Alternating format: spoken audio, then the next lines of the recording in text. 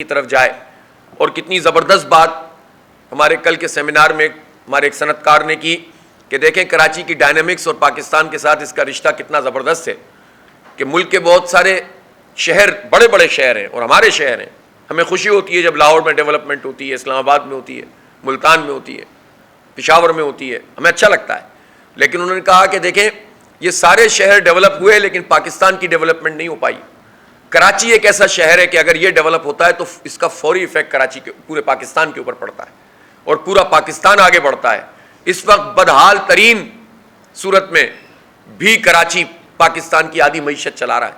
اس کا انفراسٹرکچر ٹھیک ہو جائے, اس میں بچے پڑھنے لگیں, اس کا لا اینڈ آرڈر ٹھیک ہو جائے, اس میں صنعتیں لگانے کے لیے سہولتیں ہوں, نئے صنعتی زون بننے لگیں, یہاں جو ہے وہ لوگوں کو آزادی کے ساتھ اپنی رائے دینے کا حق مل جائے, تو یہ شہر تو پاکستان کو چار چاند لگا دے گا انشاءاللہ, چند برس میں لگا دے گا. اس میں پوری صلاحیت موجود ہے.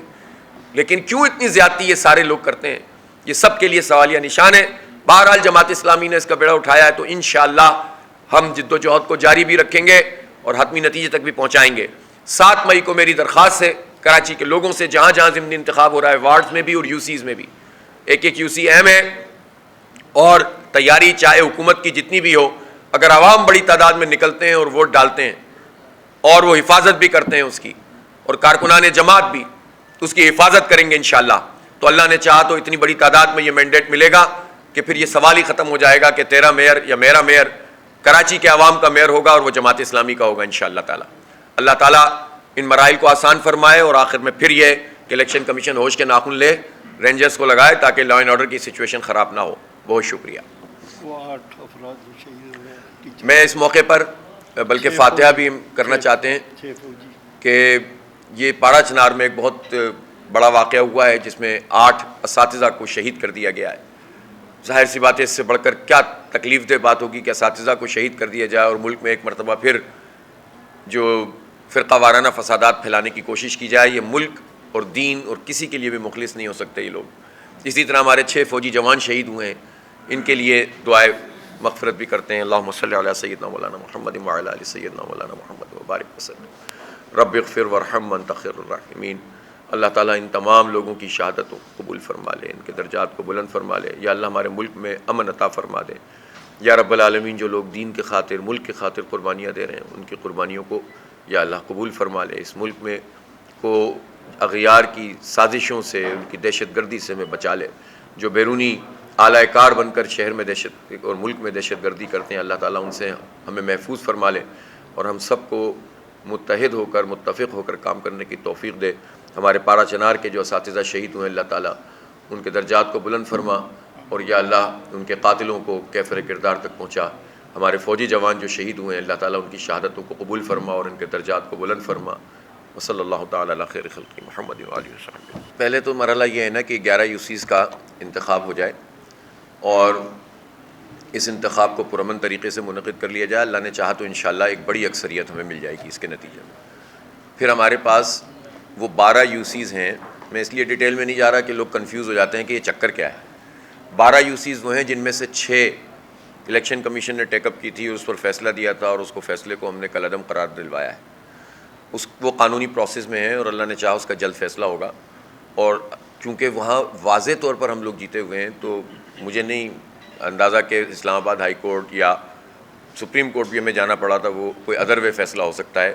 وہ کراچی کے حق میں ہوگا اور انشاءاللہ تعالیٰ اگر وہ ری پول بھی کروائیں گے اور ظاہر ہے اس کا امیجیٹ ری پول کرانا پڑے گا تو وہ کلیئر ہو جائیں گی. 6 وہ ہیں. اس کے علاوہ مزید 6 سیٹیں وہ ہیں جماعت اسلامی کی جو ری کاؤنٹنگ میں انہوں نے ہم سے لی ہیں. بہرحال اس کا نوٹیفیکیشن تو حکومت اس نے الیکشن کمیشن نے نکال دیا ہے غلط طریقے سے, نہیں نکالنا چاہیے تھا, اس پہ ہمارا اعتراض موجود تھا, لیکن ہم اس کے لیے بھی قانونی چارجوئی کریں گے. پھر پی ٹی آئی کے دوستوں کی بھی 10-12 نشستیں ایسی ہیں جو پیپلز پارٹی نے اسی طرح سے ہڑپ کی جس طرح سے انہوں نے ہماری سیٹیں ہڑپ کی. اب پی ٹی آئی کے لوگ بھی انڈیویجولی بھی کچھ کلیکٹیولی بھی گئے تھے, کچھ جگہوں پہ ان کو کامیابی ملی اور کچھ چیزیں ان کی بھی پروسیس میں.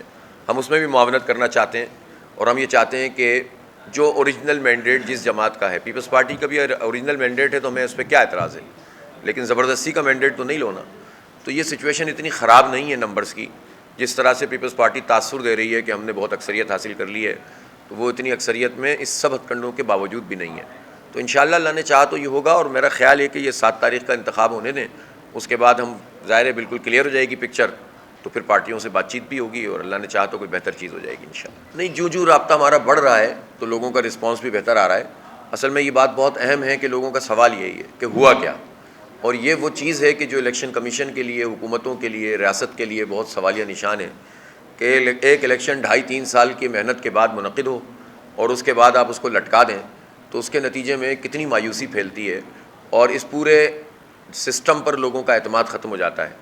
اگر ہم رزسٹ نہیں کر رہے ہوتے تو کوئی پوچھنے والا ہی نہیں ہوتا، یہ الیکشن ہی نہیں ہوتا۔ اگر جماعت اسلامی بلدیاتی الیکشن کے لیے ایفرٹ نہ کر رہی ہوتی تو یہ تو 10 سال الیکشن نہ کرائیں، ان کا کیا جا رہا ہے؟ یہ تو ایڈمنسٹریٹروں کے ذریعے چلاتے رہیں، اور پارٹیاں بھی لائن میں لگی ہوئی ہوتی ہیں، بجائے اس کے کہ وہ مطالبہ کریں کہ الیکشن کراؤ، وہ کہتے ہیں ہمیں ایڈمنسٹریٹر بنا دو بس، باقی ٹھیک ہے، الیکشن کی کیا ضرورت ہے۔ ایک صاحب تو ایک پارٹی میں آئی اسی لیے کہ ان کو یہ پتہ چلا تھا کہ وہ کراچی کے ایڈمنسٹریٹر بن جائیں گے، تو جن کو راہ کا ایجنٹ قرار دیتے تھے ان کے ساتھ بیٹھ کر انہوں نے آنا ہی اس لیے پسند فرمایا تھا کہ وہ چاہتے تھے کہ وہ ایڈمنسٹریٹر بن جائیں گے۔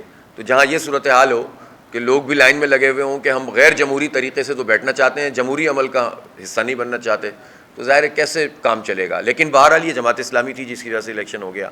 اب الیکشن کے بعد یہ صحیح ہے، لیکن اب ہم نے رابطہ کیا ہے، ملاقاتیں کی ہیں، ڈور ٹو ڈور گئے ہیں اور لوگوں کو یہ بتایا ہے کہ اس ضمنی انتخاب کی کتنی اہمیت ہے اور کس طرح آپ پروٹیکٹ کر سکتے ہیں اپنے بنیادی حق کو اور اس شہر کو کیسے ڈیولپ کر سکتے ہیں۔ تو الحمدللہ جو رابطہ بڑھا ہے، لوگوں کا رسپانس بھی بڑھا ہے، اور مجھے امید ہے کہ انشاءاللہ اب لوگ ووٹ ڈالیں گے۔ نہیں، اب وہ دائرہ تجربہ ہو جاتا ہے نا، تجربہ ہو جاتا ہے، ہمیں تجربہ ہو گیا ہے، اور اب ہم انشاءاللہ تعالیٰ اپنے ووٹوں کا تحفظ کریں گے اللہ نے چاہا تو۔ نہیں، پرامن ہونے چاہیے، اور یہ ذمہ داری الیکشن کمیشن کی اور حکومت کی ہے اور رینجرز کی ہے اور فوج کی ہے۔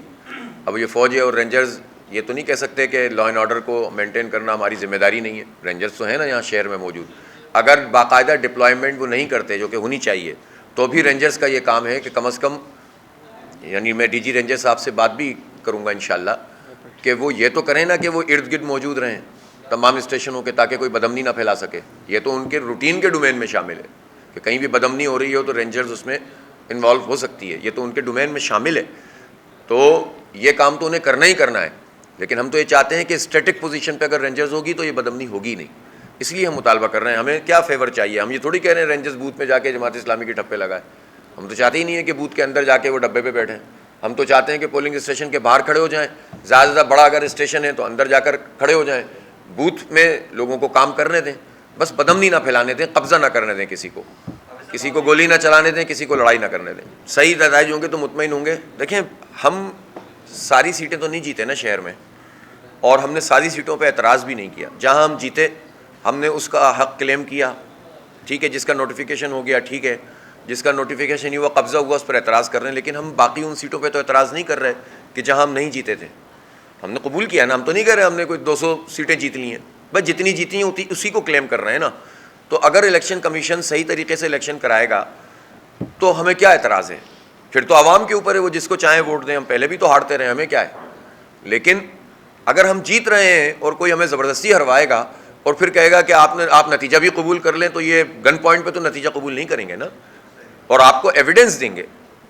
ہم نے ایویڈنس دی ہے نا، ہم نے الیکشن کمیشن میں اور کورٹ میں جا کر ایویڈنس، جبھی تو الیکشن کمیشن کا فیصلہ کالعدم ہوا ہے۔ اگر وہ ایویڈنس ایسے ہوتے تو اسلام آباد ہائی کورٹ کیوں الیکشن کمیشن کا فیصلہ کالعدم کرتا؟ وہ جینوئن تھے تبھی تو کیا۔ تو اس لیے الحمدللہ ہم ناجائز کبھی بھی مطالبہ نہیں کرتے، لیکن جائز حق کے لیے آخری حد تک جائیں گے انشاءاللہ۔